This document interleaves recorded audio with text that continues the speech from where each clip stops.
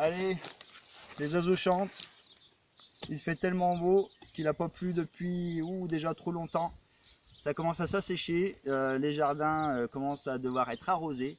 Moi je voulais en profiter pour vous faire visiter ma création de jardin. Voilà, je suis en pleine création du jardin de rêve.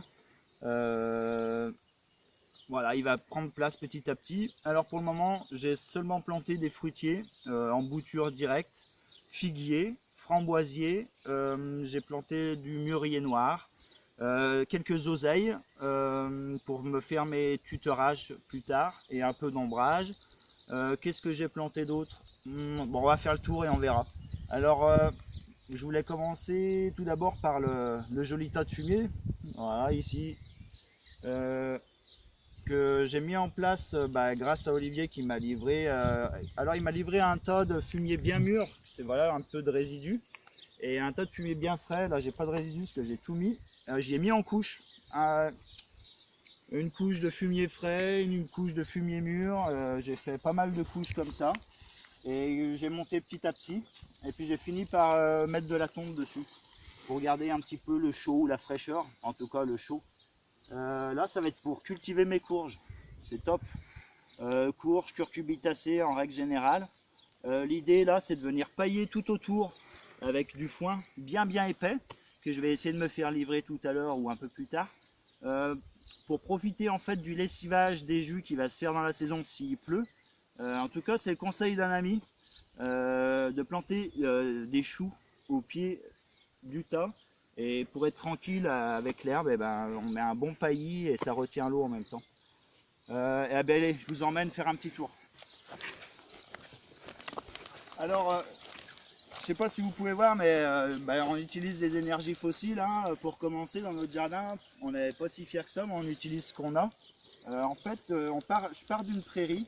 Le but, en fait, c'est le non-travail du sol. Alors, le non-labour, en tout cas, le non-toucher du sol au maximum. En fait, j'ai mis tous mes carrés qui vont devenir des carrés potagers. Voilà, j'ai défini en fait toutes mes zones de culture. Positionner des bâches noires pour cramer l'herbe.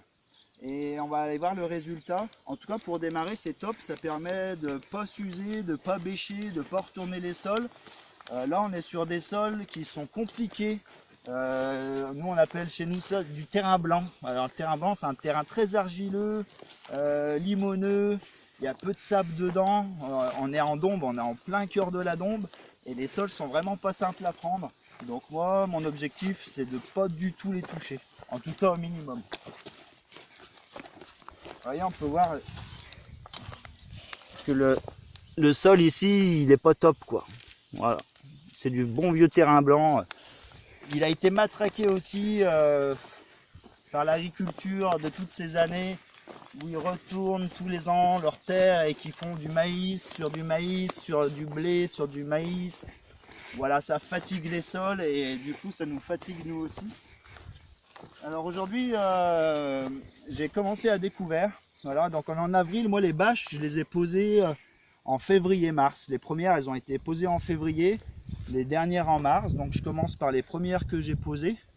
Je les découvre petit à petit. La semaine dernière, j'ai découvert pour remettre de la tonte fraîche dessus et j'ai recouvert. Comme il pleut pas et qu'ils annoncent pas la pluie, je préfère retenir au maximum l'eau du sol. Alors, vous voyez, j'ai planté, je sais pas si tu vois là, Elliot, et j'ai planté du coup des hélicrises de l'Immortel. C'est des hélicrises italiennes. Ça, alors en macération, en huile macérée, c'est juste super pour les muscles, pour la détente, puis pour un tas d'autres trucs que je pense pas savoir encore. Mais en tout cas, c'est une plante sacrée pour moi et ça y est, je l'implante au jardin aujourd'hui. On est en bonne lune, la lune descendante, c'est bon pour mettre tout ce qui est au sol. Donc moi, j'essaye de travailler au maximum avec la lune, c'est elle qui fait mon emploi du temps. Et ça marche plutôt pas mal comme ça. Donc vous voyez là, le but c'est on vient planter, on découvre un petit bout de sol, voilà, on arrache un petit peu comme ça, là où on veut planter en fait, et puis on prépare le sol. Alors moi j'utilise essentiellement cet outil, on trouve dans toutes les jardineries, c'est vraiment un bon outil. Regardez hop, il se plante tout seul, on travaille un petit peu comme ça le sol. Ce qui nous permet de planter aisément ce qu'on a à mettre. Voilà, on écarte un petit peu, du coup vous voyez le sol il est humide, il est bon, il a à la limite pas besoin de faire un arrosage derrière. Et là c'est prêt à planter. Le but c'est que hop, on a assez de profondeur, vous voyez. Le sol s'il n'est pas travaillé, il est meuble, il a une structure, il est bon.